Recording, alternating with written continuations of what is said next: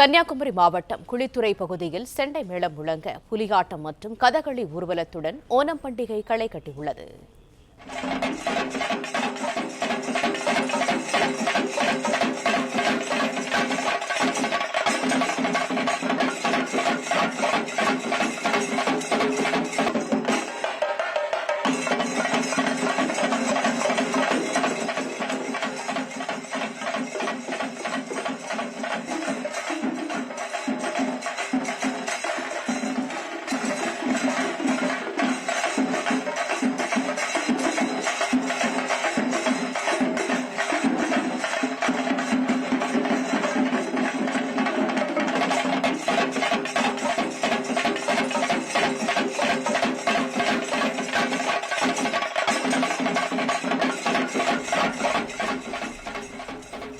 கன்னியாகுமரி குளித்துறையில் ஓணம் பண்டிகை கொண்டாடப்பட்டு வருகிறது. இது தொடர்பான கூடுதல் தகவல்களை தருகிறார் எமது செய்தியாளர் கண்ணன். முழு விவரங்கள் என்ன?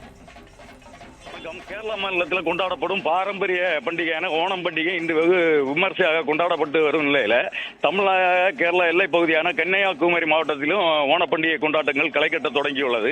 குறிப்பாக கன்னியாகுமரி மாவட்டம் குளித்தரை பகுதிகளில் ஓணம் பண்டிகை கொண்டாட்டங்கள் களைகட்ட தொடங்கியது.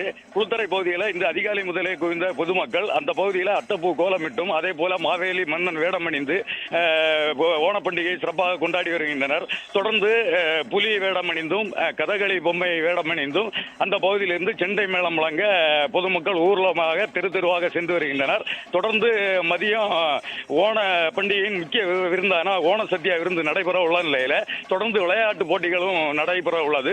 தொடர்ந்து தற்போது கதகளி பொம்மை மற்றும் மாவேலி மன்னன் வேடமணிந்த பொதுமக்கள் தங்கள் பகுதிகளில் ஊர்வலமாக சென்று வீடு வீடாக மக்கள் சந்திக்கும் நிகழ்ச்சியில் ஈடுபட்டு வருகின்றனர். தொடர்ந்து இந்த பகுதிகளில் ஓண பண்டிகை கொண்டாட்டங்கள் களை கட்ட தொடங்கியுள்ளது. காலை முதலில்